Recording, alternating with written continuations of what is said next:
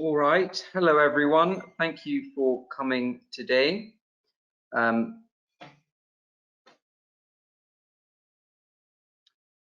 afternoon. Hope everyone is doing well. My name is Alexander Sitwell, and I come from England.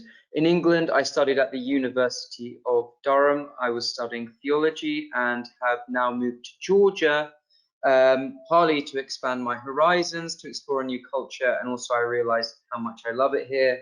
It's a truly wonderful country. The company I'm currently working for and the company which has brought you this seminar is called English Book Education. Our company is divided up into 8 pillars, providing services such as continuous professional development for teachers, higher education, primary and secondary school education, preschool education, unique learning, which is our English language school situated in Vake, bookshop.g, qualifications, and the Kings and Queens Club. I specifically represent the Kings and Queens Club as their native speaker. So what is the Kings and Queens Club and what do we do? To become a member of Kings and Queens Club is to become part of a national and ever-growing book club. Working with over 40 schools, it is my job to visit each school once a month where we will all have a discussion about the title which the students have been given. Currently, we have given away more than 50,000 books across Georgia for free. During these sessions, we explore key themes, ideas, we look at the setting, we look at the style of the writing, and we look at the historical context surrounding the novel. We also ask students to make presentations on the novel, which they present to us, and the key idea behind that is for them to work on their communication skills, which we consider to be an invaluable skill one should have. All right, so today's book is Homo, Deus, A Brief History of Tomorrow by Yuval Noah Harari, and this is our agenda. We're going to begin by speaking about the author himself, then we'll continue on to Sapiens, which is the precursor book to the current book, and I feel it's important that we speak about Sapiens because you can't really speak about Homo Deus without speaking about Sapiens. Then we'll move on to Homo Deus, and we're going to speak specifically about the ideologies of humanism and pre-humanist ideologies and what authority they were guided by. And then we're going to look at how actually our modern day culture is shifting away from humanism, and lastly, the future implications for humankind.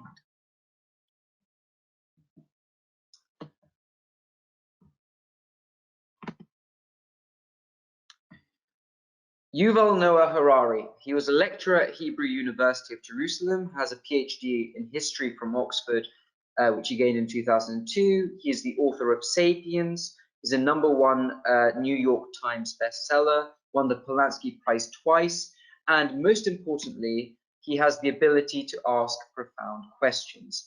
Unlike most historians who look at very narrow parts of history and analyze them very narrowly, Yuval Noah Harari, what he does is he's able to look at the entire history of mankind and to look at the entire history of mankind in context and to be able to understand it in its entirety, and also to ask incredibly profound questions about humanity. One of which is, what is it that makes human beings special? How are we different? The code. Perhaps, Dato, could you send her the code?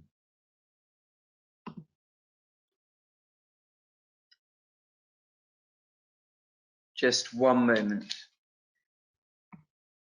Nino Shergilashvili would like, could you put the code to join this group, to join this chat in the chat box?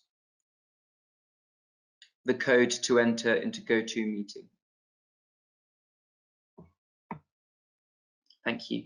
Okay, so his ability to ask profound questions. Nino says she used the link. Okay, there we are, that's better. All right, so sorry about that, let's move. And one of these profound questions is this question. What makes us special? Key differences between Homo sapiens and other animals. What is this key difference? Why are human beings special compared to the rest of the animal kingdom? What are the fundamental differences? Perhaps you could give me some suggestions. And if you do have a suggestion, could you please put it into the chat box? And I will try my best to give an answer to everything that you guys type.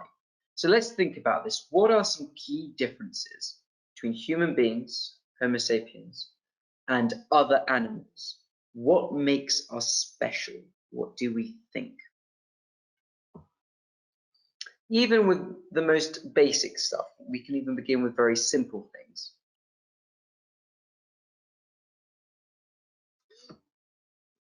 Any ideas? What makes us different? What makes us special?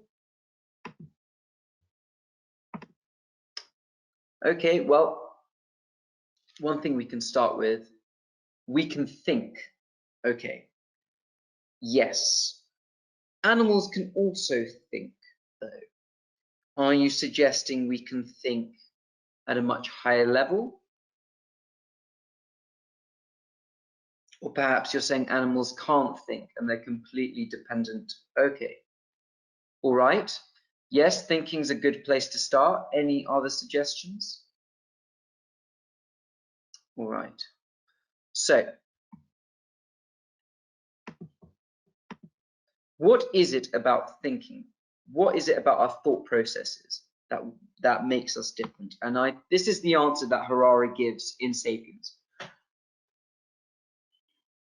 Our higher ability to think allows us to live in flexible, collective, social, cohesive societies. We have the ability to be flexible in our collective social cooperation. And I'll tell you how this is different from other members of the animal kingdom. If we take chimps, for example, we are only creatures that can have their own language. Yes, potentially, although there's some debate about that. Some people suggest that chimps have the ability to understand language, and in fact, some chimps have even been taught how to speak, but people are skeptical about that. But that's a good suggestion. So the key idea is about how we operate as a collective, human beings, in comparison to other members of the animal kingdom. If we take chimps, for example, while a chimp can live as a collective, within a collective, there's a certain threshold. A chimp society can't be too large, otherwise it will disintegrate. It can only be so big. Whereas when you look at human beings, we have the ability to live in numbers as large as millions, tens of millions, and even hundreds of millions in some countries. We have this flexible collective social cooperation where we can live in huge societies and somehow still get along. That's what makes us flexible. But then you might have the example of bees. Now, unlike chimps, and it's more similar to us, bees are able to live in very, very large numbers. We're talking you can have a hive full of thousands of bees. So quite, a decent sized little bee society, which is comparable to perhaps our own societies. But there's a key difference here.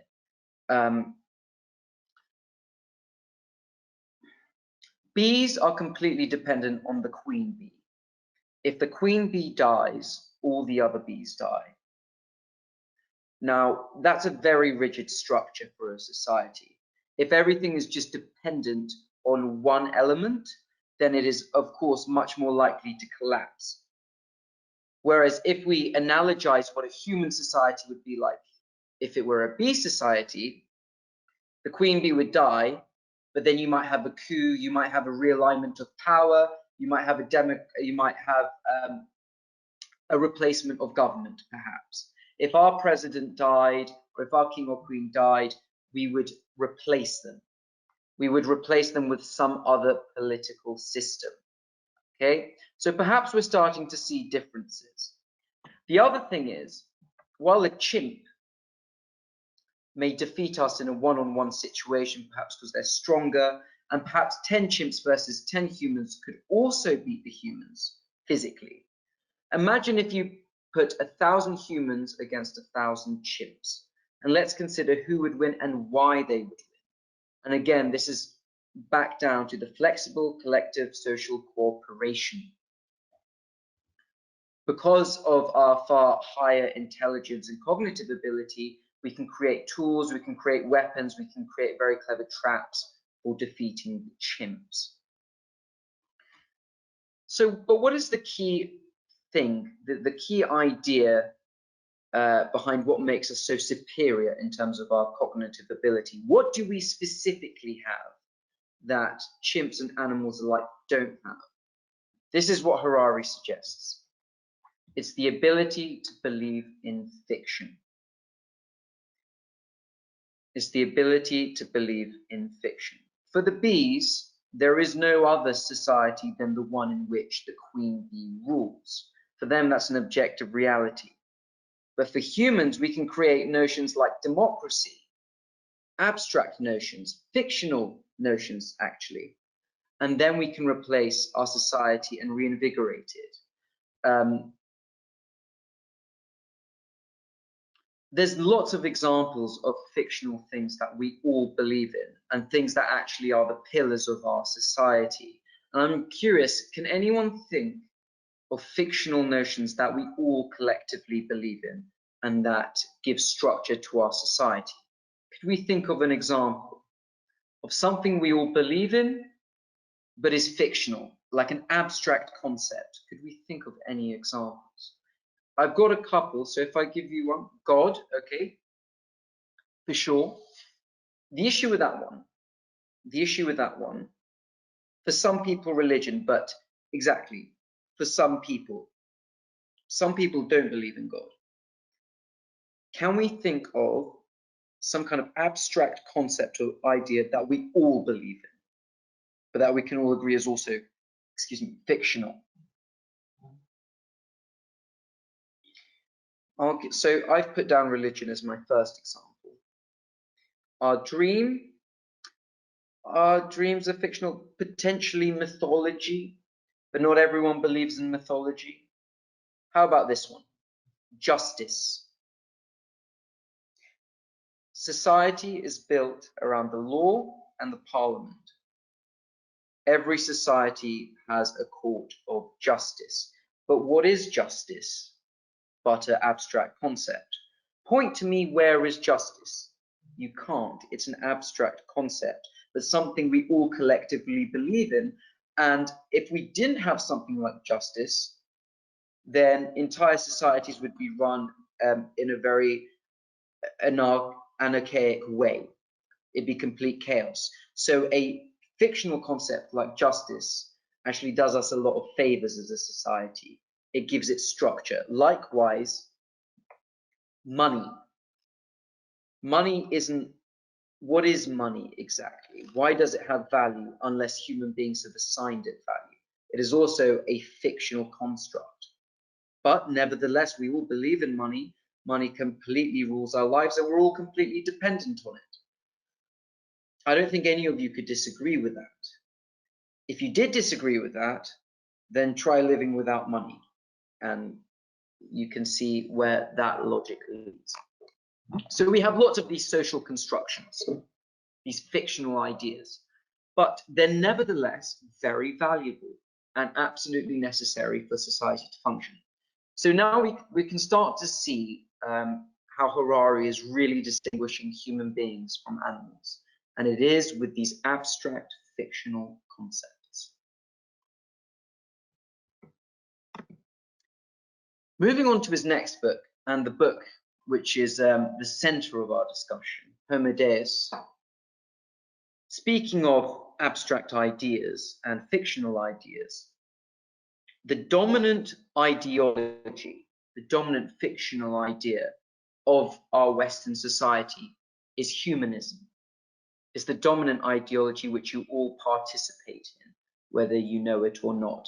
Your constitution is probably built on it, as is most of the free democratic worlds. as well as something like human rights. This is also something we all subscribe to, and I imagine Georgia also has subscribed to the Charter of Human Rights. What are human rights? Point to me and say that's a human right. Again, it's another abstract concept we're dealing with. Now, the key idea behind humanism is about authority. And this is the determining factor of what humanism is. It's the idea that authority doesn't come from outside, from God, from a king. It comes from the individual. You are the main authority. You're the main authority on what you believe, on your morality, what you like, what you consider to be good art, what you consider to be bad art. There is no more important an opinion than yours. And this is specifically reflected in our democratic societies, where everyone is given the opportunity to vote. Because in a democratic society, the most important decision maker when it comes to politics is the general public, and it is the individual. All right?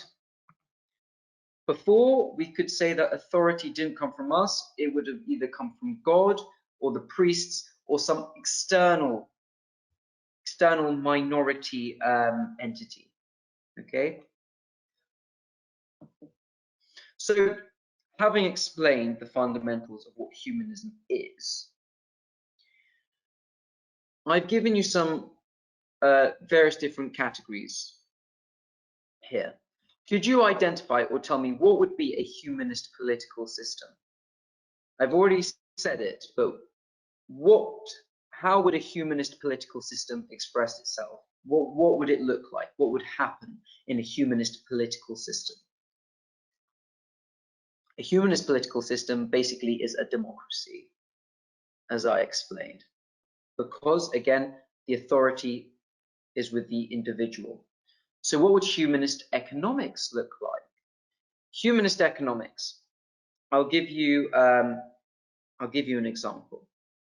Let's say that all the countries in the world gathered together their best experts when it came to building a car. So all the best mechanics in the world, all the best physicians in the world, all the best scientists in the world, best artists, and together they came and they created the perfect car. Okay, and now that they've created this perfect car, they think, okay, we'll put it on the market, and surely lots of people will want to buy it. So they put this perfect car on the market, and what actually happens is no one's particularly interested in this car, and it doesn't make much profit at all. Now, what that tells us is that humanist economics is not dependent on the experts. The market is not dictated by the experts, it's dictated by the consumer, again, by the individual. And that's why if you look at the image, the bottom left image of the two hands squeezing the, it's called slime. Slime is a huge phenomenon which is creating huge amounts of money. It's a huge industry where basically people just make slime and then they sell it on Amazon, and they can make potentially thousands of pounds per month. Humanist art, again, same concept. There are no experts and there is no objective sense of what is good art and what is bad art, which is encapsulated by this top right picture of Duchamp's fountain. So art is good and bad dependent on how you feel about it.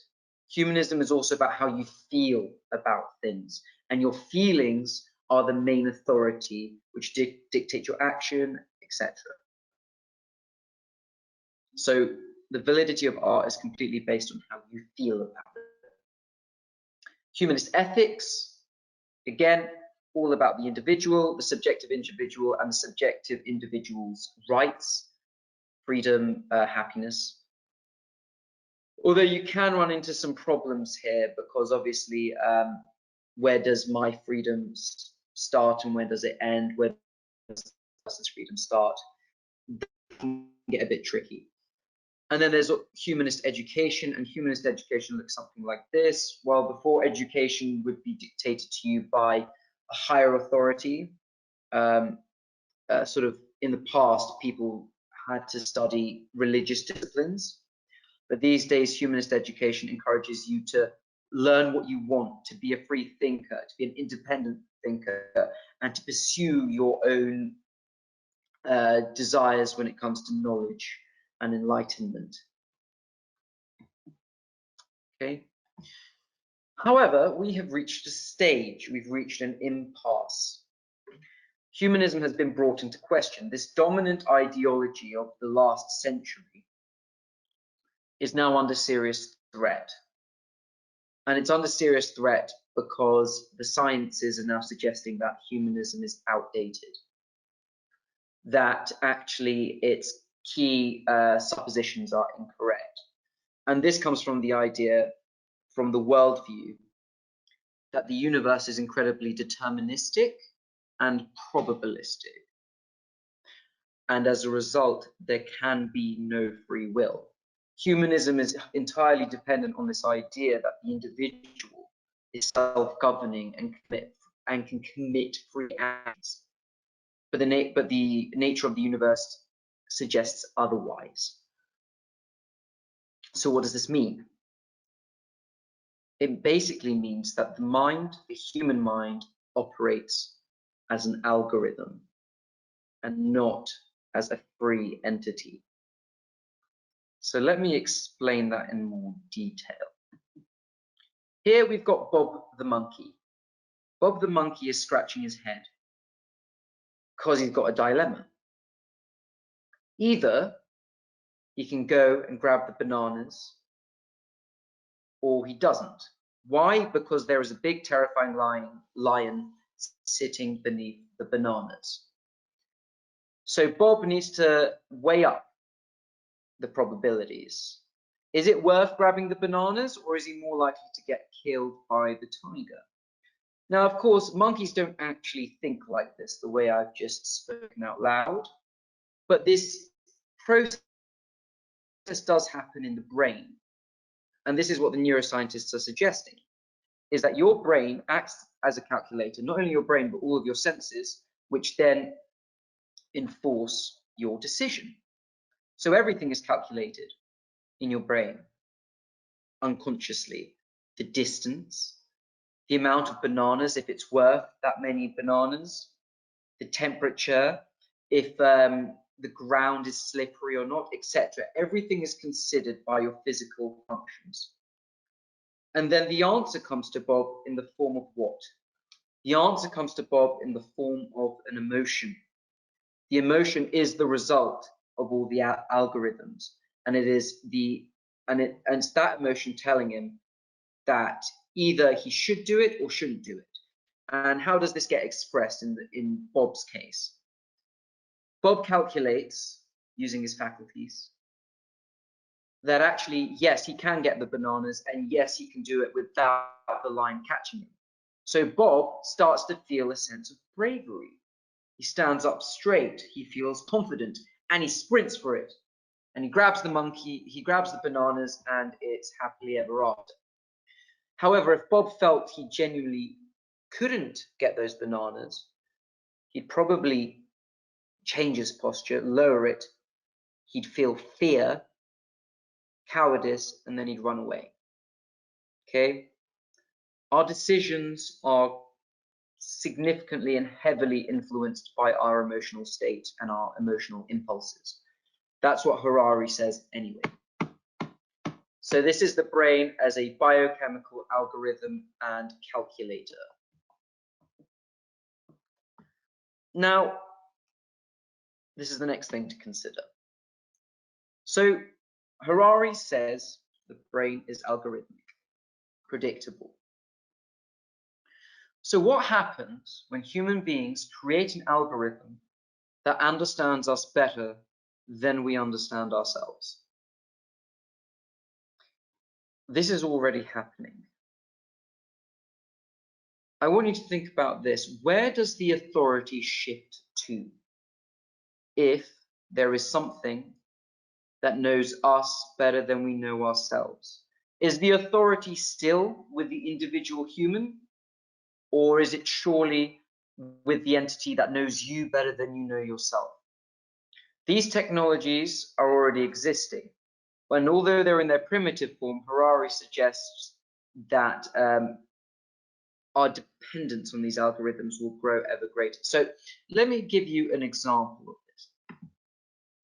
And the specific example I'll give in this case is of Amazon. Amazon Kindle. When you're reading Amazon Kindle, any novel, book, it calculates your reading speed, and it also takes into account whether or not you finish the book. So what can that tell Amazon? Amazon could probably come up with a probability that looks something like this. The fact that this reader isn't reading this book very often and he hasn't even completed it suggests that this reader does not fully like this genre of novel, or perhaps this writer. So then Amazon will throw up something in your feed suggesting to you, perhaps you would like this better. Okay? It's already made a decision for you, a decision you haven't bothered to think about. And it's come up with a probability. Now that's the most primitive form. But now let's think about something like facial recognition. Facial recognition. This is something that already exists, and we know it exists. A lot of people already have it on their phones, it opens their phones, etc. Now, many Kindles actually have cameras. So when you're reading, if Kindle were to activate facial recognition, it could read your facial emotions while you're reading. It could identify the moments in the book that make you happy, the moments in the book that make you sad, and perhaps even the moments in the book that make you just incredibly bored, and gives Kindle a bigger implication that actually you're not interested in this book either. Okay, so now Kindle can come up with an even better probability than before because it has more data. More data, the more accurate the probability. So then Kindle, again, is going to throw up more books into your feed, suggesting you should read this. And then you're like, oh, actually, I do want to read that. And that might be because Kindle's becoming more and more accurate. But then there's one more level. And the next level is basically that you've got facial recognition, but then you've got the Kindle measuring your pulse, your heart rate, your blood pressure, which we know is already happening with a lot of these Apple Watches and these other sort of smart watches. They have the ability to do that. So that added data, heart rate, blood pressure, which is a huge indicator of emotion, then they have even more data, and then the probability of them being correct about the suggestion increases furthermore. So we can see this being a slippery slope, where essentially we're going to give more and more decision-making power to these algorithms.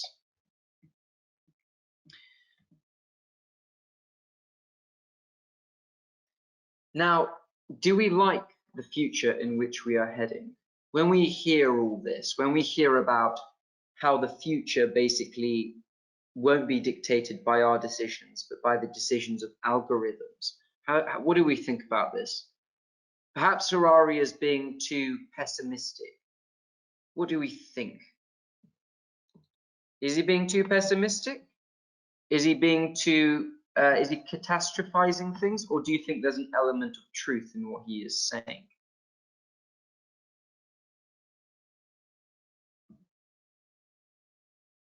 Should we be worried by all of this?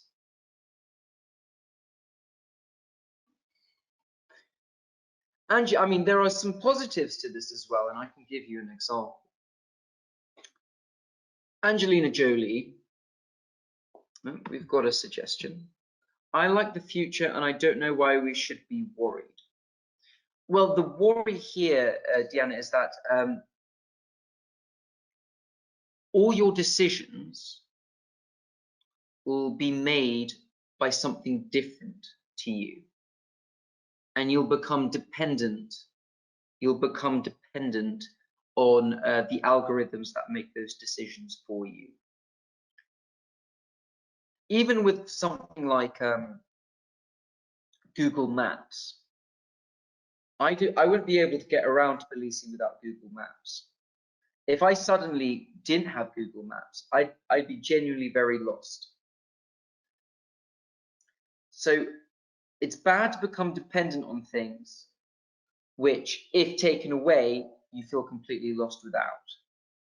I would prefer to see a more independent human race. But you know, there are positives here as well. They're just suggesting you lots of stuff, and choice is still yours. The choice is still yours, but it's tempting to always then listen to what they tell you. And yes, it makes life easier, but then you might become so dependent on it unknowingly that if suddenly this technology was taken away, you'd feel you're sort of left without nothing. I suppose, yeah, you're quite right. We are still individuals and we have free choice to reject things that are suggested to us, for sure. To give a positive example of where this technology works well, Angelina Jolie decided to have an algorithm figure out her DNA code and to figure out how likely her genes would result in her gaining breast cancer. Now, she did the test, the algorithm did its thing, and it told her that you've got a 85% chance of getting breast cancer. Now, the algorithm told her this when she had absolutely no symptoms. She was completely fine, and her emotional capabilities, her emotional authority, which came from within her, was telling her, you don't need to get your breasts removed. You're completely fine. But Angelina Jolie read cases where, again, women had taken this test, but they didn't show any symptoms, and they decided not to get their breasts removed, but then they got breast cancer in the end. So Angelina Jolie listened to the algorithm, she listened to the external authority over her own authority, and she actually got her breasts removed. And she went on a big campaign promoting this algorithm to get more people to do it, to check themselves for breast cancer. So again, do we feel comfortable with the authority of knowledge shifting back to the external, or do we want it to remain internal, even if we're more wrong than these algorithms? That's the question. That is the question. Anyway.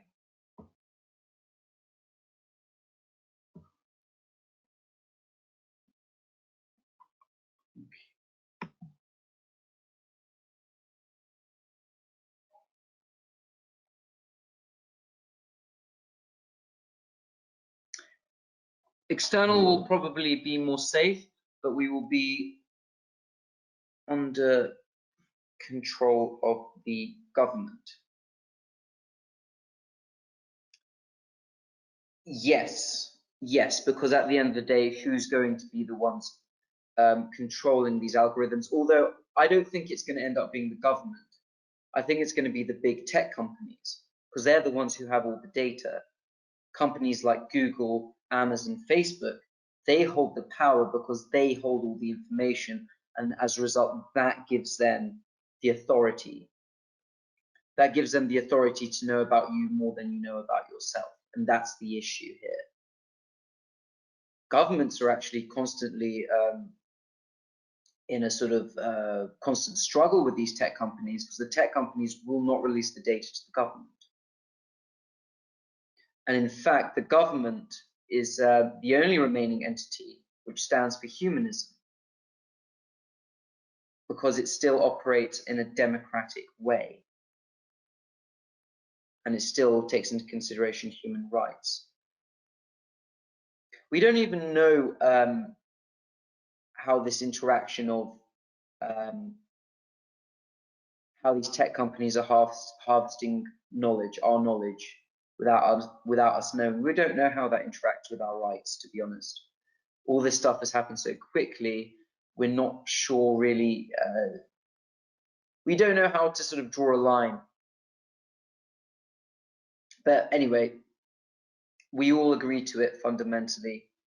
We don't have to use Facebook. We don't have to use all these other platforms, but we do nevertheless. So, all right. Is there anything else anyone wants to say about this topic? Okay. So our next topic, it's going to be more to do with psychology. Can a person change his or her personality? We're going to be looking at the different psychological traits and what sort of things determine what kind of personality you'll have in future and what your personality says about you and what it is predictive of. That will be on Wednesday, the 25th at 4 p.m. If any of you have any questions or would like some source material for the people who didn't attend this lesson today, hope I'll see you on Wednesday. Thank you, Nino. I really appreciate that. If any of you want to get some extra sources, extra books, some suggestions from us where I got my information from, just send us your email and I will be in touch with you if you have any queries or questions. And yes, Dato said quite rightly, invite your friends, bring them along. If you just place your email in the group chat, then I'll take note of it and we'll send you an email in the coming days.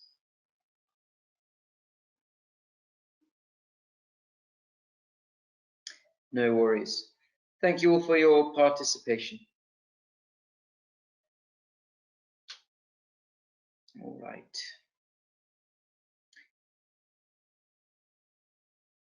Thank you for attending. Goodbye, goodbye. Thank you. Have a nice day, everyone.